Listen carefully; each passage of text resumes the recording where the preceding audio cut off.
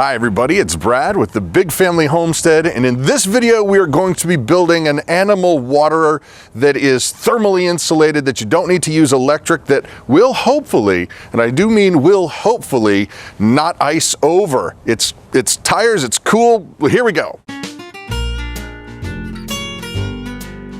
So when it gets cold out, one of the big pain in the butt things about having animals during the winter is the ice, the icing over of the animal waters.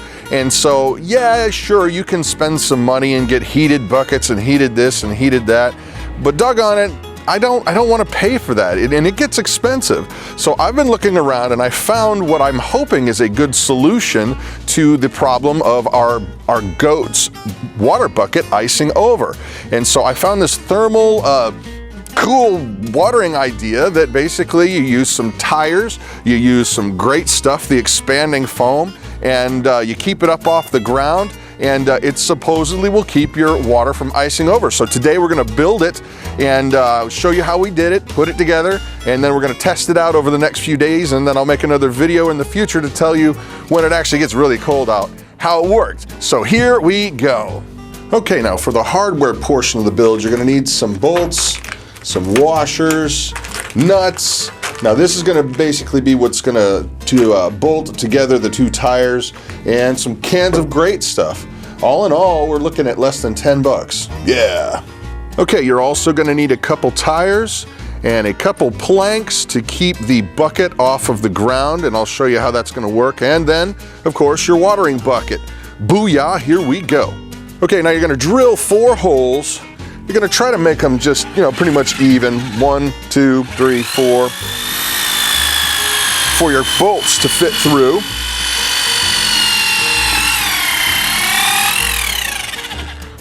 All right, so next you're going to go ahead and take the tire, flip it over, and you're going to mark, you're going to line it up nice, and you're going to mark through the holes down onto the tire below it so you know where to drill.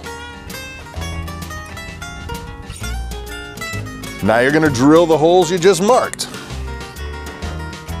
Okay, at this step, at this point of the build, you're going to go ahead and turn your tire back over on top of the one that's on the bottom. You're going to line up the holes and you're going to bolt them together with your bolts, nuts, and washers.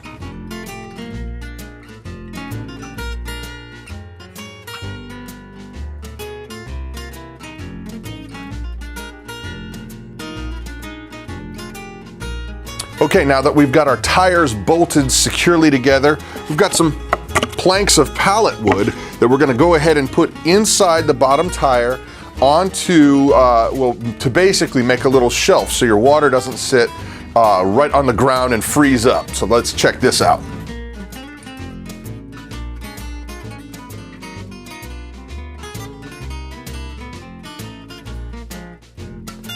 See, that's going to make our base for the bucket to sit on. Okay, now one of the tricks to this build is you've got to get the great stuff all the way into the void of the tire as much as you can. So you've got to kind of fill the void with the great stuff and then kind of mush the bucket down in there, because there's not a whole lot of room to maneuver your hands around.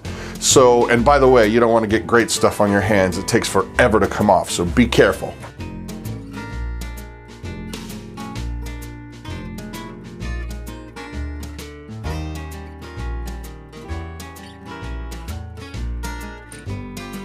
All loaded up with our great stuff. Now we really just need to wait for it to cure. A little cold out here today, so we're going to go a little bit longer than the initial, well, what it says on the can. But basically our bucket goes in there, and in theory this will keep the ice from stopping, or hopefully it will not ice over until it's much colder. That's the goal anyway.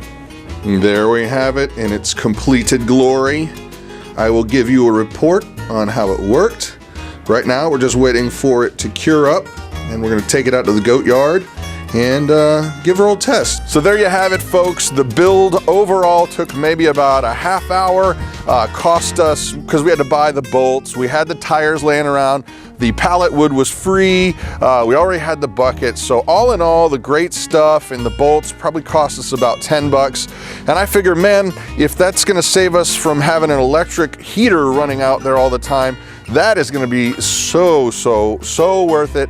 So hopefully I'll give you guys an update in the near future as to how it went, if it was efficient, what did it work, did it not work, yada yada, yippee skippy, there you have it. So if you like the video, please do share it, subscribe, it truly helps my family out.